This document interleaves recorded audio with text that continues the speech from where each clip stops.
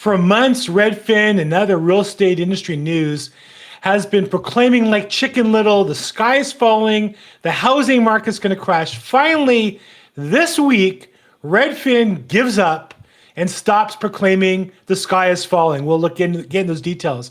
I'm Bill Gross. This is my weekly real estate market update. Before we go into the news of the week, though, let's always start off with the fundamentals. Where is the market? And there's two key fundamental determiners. In supply and demand, on the demand side is mortgage rates. And mortgage rates have stayed between 6 and 7% all year long. And this week closed at a little bit below 6.5% or slightly below 6.5. We're slightly above 7 at one point, slightly below 6 for a split second. But the rates have been now consistent all year long between 6 and 7%. And that's created more consistency on the demand side. When rates jumped up, buyers were convinced, rates are going to go to 13. And some panicked in, some panicked out. But now it's set in, these are the numbers, and this new reality is setting in. The equivalent number on the supply side is on industry inventory. How many homes are available for sale?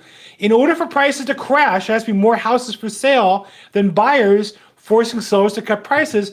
Not only is that happening, we have record low inventory. We just tied the 2 years of the pandemic with the lowest ever, and the lowest other than a pandemic era by 50%. Now, I think we're out of the pandemic by most standards. Certainly economically, when companies look at their statistics, the markets, they're no longer comparing to last year with an asterisk because we're somewhat out of the pandemic period. And still, here in housing, our inventory levels are historic lows by any standard. And again, as long, and I say this every week, as long as real estate inventories are record lows, housing prices cannot crash. It's impossible.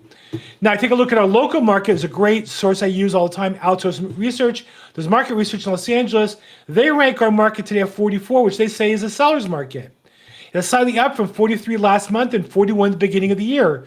So it's been a steady, reasonable market and slightly to the seller's side here in Los Angeles as the key indicators continue. Median list price continues, median price of new homes continues, the dollar per square foot sold continues, days of market decline. So overall in LA, we have a very healthy, I would say normal market for this time of year. So what do you do if you're in the news business? Well, you probably have to make something up to sell clicks and sell advertisements. Zillow, which used to be a buyer service and now is just a advertising company, is one of the worst offenders. And they have tremendous impact on the market. Take a look at what happened this week. Zillow proclaimed that a debt ceiling default would send the U.S. housing market back into a deep freeze. Not sure when the deep freeze was. Back into a deep freeze. Sounds very ominous. Yet the subtitle on their website says a debt default is very unlikely. So basically what they're saying is we have this headline, it sounds graphic, but to be honest, it's very unlikely. Now, if they start the article and said, it's very unlikely that there'll be a default, but if there is, the market would go into deep freeze, nobody would read it. So they put it in the second line. Okay, that's bad enough. But what happens is Zillow puts out this garbage so their partners can then echo the news and say, well, Zillow said this, and then cut and paste it the way they want. So for example, Fortune magazine basically covers the headline, housing market correction would regain new life if the US defaults. So the correction meaning the drop. But what they don't do unless you pay is tell you they think it's very unlikely. So you have to pay to find out that this article is of really no value to you. I just think that's hysterical that for free go to Zillow and find out is very unlikely. Okay, so they're not the worst. Next worst this week is Business Insider. Business Insider seems like a reasonable website. Sometimes you see some good articles on it. They had an article this week, real estate agents are tacking on ludicrous junk fees onto every home. Now let me go through how many points of wrong information are here. Number one, real estate agents are tacking. Real estate agents generally don't decide to add on fees. Usually it's the broker. In my experience, the only time that there's a fee charged on top of commission, in my experience, was the larger franchises, larger offices where the broker required it for the agents in their company. So it's not really agents, it's brokers, number one. That's a minor point. Number two, tacking. Tacking kind of applies as though they're hiding it. Like you get your bill and you discover there's an extra charge. No, in real estate, all fees are disclosed in writing. We list the property, or else you can't charge it. We show it to them at escrow as well. So unlike other businesses where they can just tack on, you go to a restaurant, you get tacked on a pandemic fee or energy surcharge fee, or other businesses, real estate agents can't just tack on a fee. That's not possible. That's number two. Number three, junk fees. Now, I do think that just charging fees for the sake of fees, which is called a profit, you can call them junk fees, but that's how the company is getting paid. Some companies charge a lower commission rate, but do charge a flat fee of $400 or $500 or whatever. So net less to the customer, but the pricing more matches up with their costs so they can be profitable at offering you discounts. So I know they would call it necessarily a junk fee. It's a competitive market, and of course sellers don't have to agree to it, and they are being disclosed, and the seller can say no.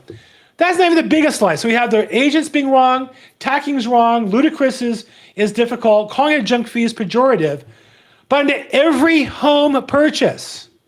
Now think about that. If you just bought a house, you might go, oh my God, honey, did the real estate agent tack on a ludicrous junk fee to our home purchase? It says here, onto every home purchase. Well, the answer is probably no. In my experience, number one, I don't charge any junk fees. I charge a straight commission rate. I explain it to my customer up front. It's in writing. I don't charge any administrative fees. So I know on my fees, there's no charges. I know that on the fees, on the transactions I've seen, most of them don't charge any other fee other than the commission rate. So in the deals I've done, it can't be every home purchase, because I know my home purchases, I haven't seen these fees. But I'm going to guess it's less than half the transactions in America by numbers. That's just my best guess or my best experience. But here's the thing. Business Insider has no basis because they're just quoting this political hack, Stephen Brobeck. Now, he is a senior fellow. So that means anything. He's a senior fellow at what? This organization, Consumer Federation of America. So what this means is he's paid by this organization to get consumers riled up about fees so that they join as members to his organization. Has he done a study of transactions? We didn't disclose it in the article. It's not mentioned on their website. Did they do a representative sample of 1,000 or 3,000 transactions across the US to see how many had junk fees that were ludicrous and tacked on? No. He just puts out an article, a press release. The Business Insider runs this nonsense, and people join memberships that pay Stephen Brobeck his fee. So there's no information here. Whether fees or not are worthwhile or not, good argument and good discussion to have. Some people charge and some don't. Okay, they're negotiable. But just to call them junk fees and say they're on every transaction is riling people up unnecessarily and taking a reasonable business discussion and making it into some sort of stupid political commentary designed to help this guy get his job paid for at his political organization. Now, I started off this video with Redfin. Redfin kind of gives up this week. Up until now, they've been talking about the housing crash is coming, the housing crash is coming, the housing crash is coming. Where is it? This week, they say it's hot and it's cold, as if that's an excuse. Now, think about it.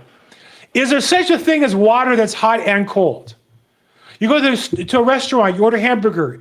It's either hot or it's cold, or it's medium. It's not both. It can't be both. Maybe the inside's cold and the outside's hot, but everything has a definition of a temperature. Redfin is trying to say that, well, we weren't really wrong when we said the market's cold. The market is mixed. In some geographies, the market is rising. In other geographies, the market is getting worse. That's always been the case. We call this a normal market. But Redfin puts this out, it's hot and cold, because they got to put out something. They can't say it's cold anymore. They can't say it's crashing. They don't want to say it's hot. That doesn't work with their business plan. So they put out this nonsense. But the worst news of the week goes to our Los Angeles local Channel 9, KCAL News. And I want to just show a little bit of this. Now, it's a great title. Exodus from Los Angeles County continues as more than 90,000 leave the area. It's a problem in LA We have more people leaving our county than any other county in America. And we should be looking at that. Why is that happening? And theoretically trying to correct that. Or if it's a good thing, applaud it and take credit for it. Let's see what KCAL says.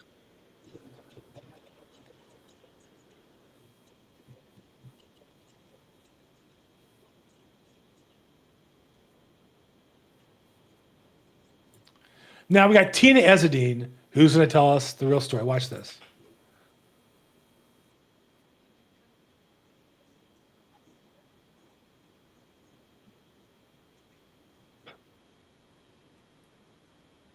Now, think about what she said.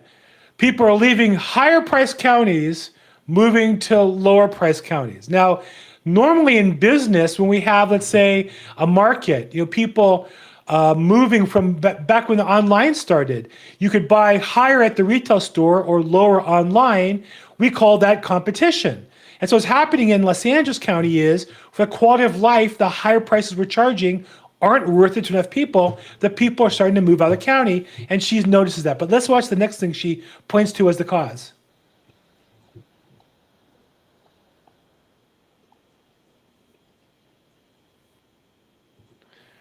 She says the problem is a lot of housing signs. That's the opposite. If there were more housing signs, prices would go down. The lack of inventory is why prices are high. So she has no idea what she's talking about. She points to the sign as though the sign is the problem. But in reality, we should have more housing stock, more houses available for sale, and that would drive the prices down. But we continue.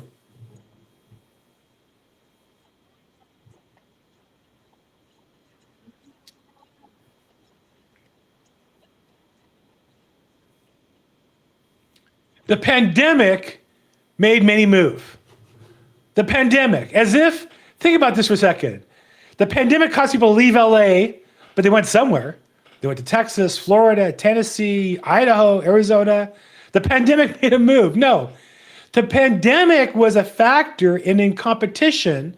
When people had the freedom to move, they chose to live somewhere else. It wasn't the pandemic that caused people to move. There's certain factors in Los Angeles that's causing Los Angelinos to leave in record numbers for the first time in our city and state's history. KCAL News does not want to talk about why, because KCAL News gets news from local politicians.